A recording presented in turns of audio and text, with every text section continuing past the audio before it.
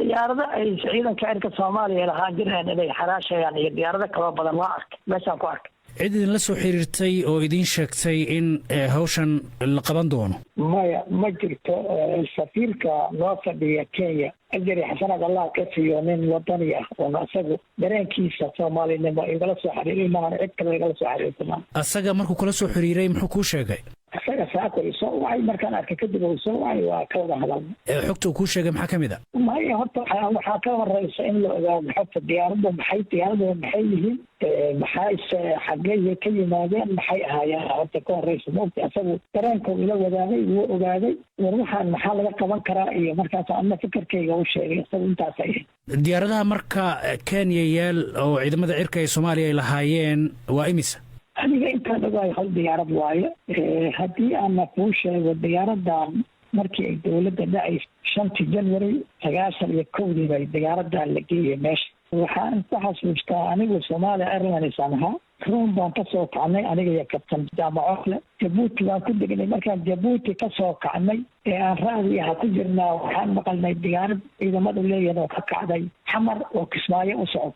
bacdama aniga markii hore aan ciidanka cirka ahaa kabtanada bilootiyaal filan la hadlay waxaan idin ka xamar ka wada fiicanahay Kismaayo tagayna waa soo noqonaynaa. galabtiina waxaan BBC ka maqlay diyaaradda inay ku degtay Nairobi. marka sidaas Nairobi ku timid diyaaradda markii hore?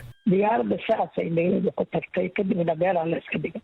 hadda xaaladda ay diyaaradda ku sugnayd wax waran ma ka hayseen?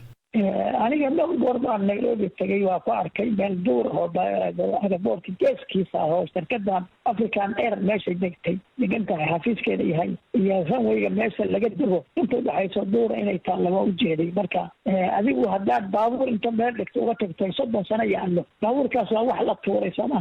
marka waa wax unsaas oo kale oo meeshaas yaallo waxa la gadayana waa biraha waa scratch bir ahaan loo gadanaa maahan diyaarad ahaan maaha waxa loo iibinayo. waagaas marka dhibaata taagneyd oo dagaal sokaya soconayay kadib dowladda Soomaaliya la dhisay shaqadii baad bilowdeen haatan adigii baaba ah taliyaha ciidamada cirka ee Soomaaliya maxaadan dib ugu laaban oo aadan ugu eegin diyaaradihii qaran ka maqnaa? dadkii joogay jirtaa laakiin aniga hadda 2014 baan imid diyaaradda 30 sano meel taale 25 sano meel taalena wax ay abaduur la dhigay oo aan dayactir helin.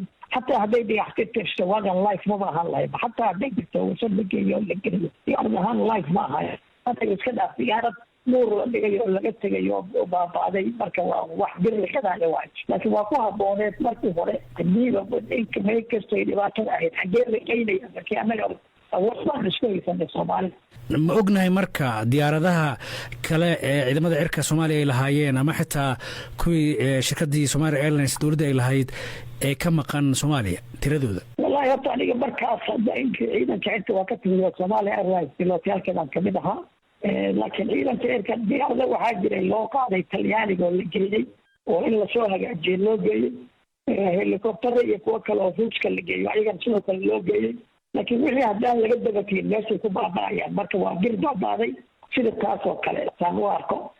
Somali Airlines waxa ay leedahay markaas waxay ahayd 4 diyaaradood laba ay cusub yihiin ma cusbeena mid baa cusbeed Airbus warshada ay u saysay oo sameeyay Somali Airlines loo sameeyay Soomaaliya loo sameeyay Soomaaliya ku qorra waan anagu maalintaas keenay xamar kadibna Dubai tagtay Dubai ka aaday Frankfurt jarmalka muddo dheer taalay kadibna waxaan maqalnay in la gaday oo la xaraashay oo Yemeniya ay gadatay kadibna Yemeniya waa laga sii gatay marka taasna dadkii uu mas'uuliyadaas lahaa ayaa ka warqaba meeshay ku dambeysay